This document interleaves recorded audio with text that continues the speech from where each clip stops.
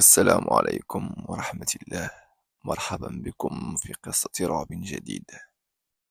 المرجو منكم وضع السماعة والانعزال في مكان هادئ في جنوب الجزائر بين كثبان الصحراء العظيمة وسكون الليل المخيف. تنتشر قصة مرعبة تناقلتها الأجيال حول بيت الظلال.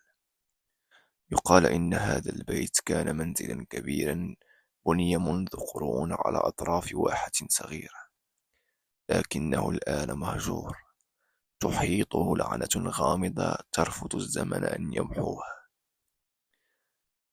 كان علي شابا في منتصف العشرينيات، مغامرا ومولوعا باستكشاف الأماكن المجهولة.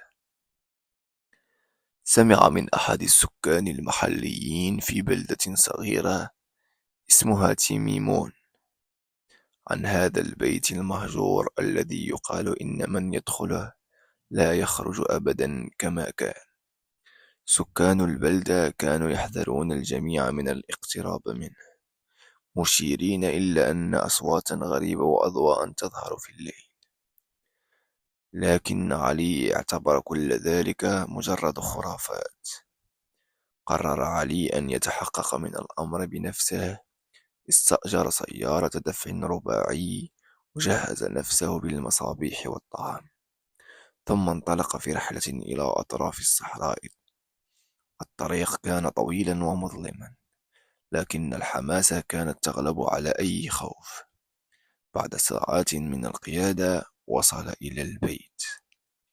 كان البيت يظهر وكأنه أطلال قلعة قديمة، جدرانه متآكلة وسقفه بالكاد يقف شامخا. الباب الخشبي كان مفتوحا قليلا، كما لو كان ينتظر زائر جديد. أمامه كانت الرمال متحركة كأنها تخفي أسرارا تحتها.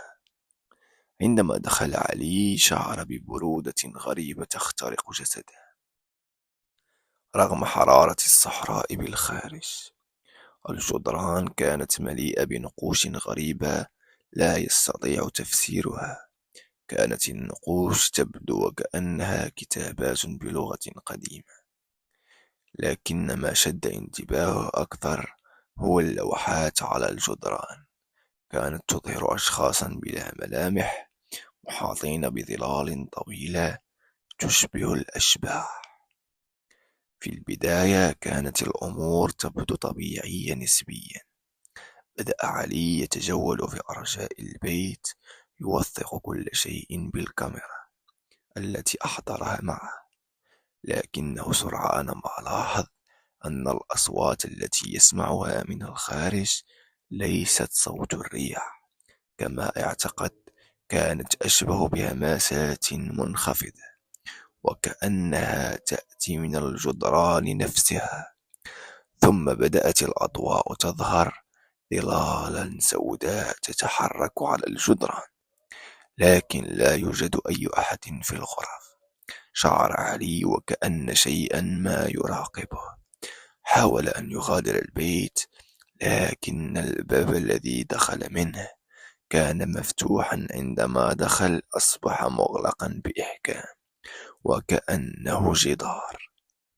أثناء بحثه عن مخرج وجد علي غرفة في الطابق السفلي، كانت مليئة بالشموع المطفئة ودوائر غريبة مرسومة على الأرض.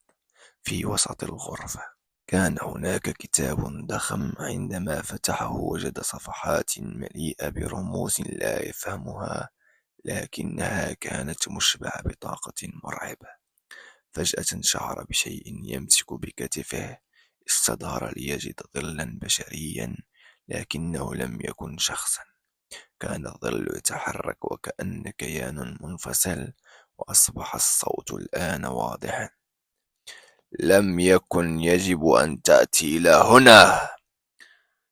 اختفى علي بعد تلك الليلة. عندما وجد سكان البلدة سيارته بالقرب من البيت المهجور لم يكن له أي أثر. الكاميرا التي كان يحملها أعيدت بكل شكل غامض إلى باب منزله في تيميمون عندما شاهد أصدقاؤه التسجيلات رأوا ما لا يصدق: ظلال تتحرك في كل مكان، وأصوات تهديد تقول كلمات بلغة قديمة. منذ ذلك الحين زادت حكايات الرعب حول بيت الظلال. لم يجرؤ أحد على الاقتراب منه مجددا، وأصبح البيت رمزا للخوف في أعماق الصحراء الجزائرية. يقول بعضهم إن ما زال هناك روحا هائمة محبوسة بين الظلال، تنتظر مغامرا آخر ليشاركه مصيره.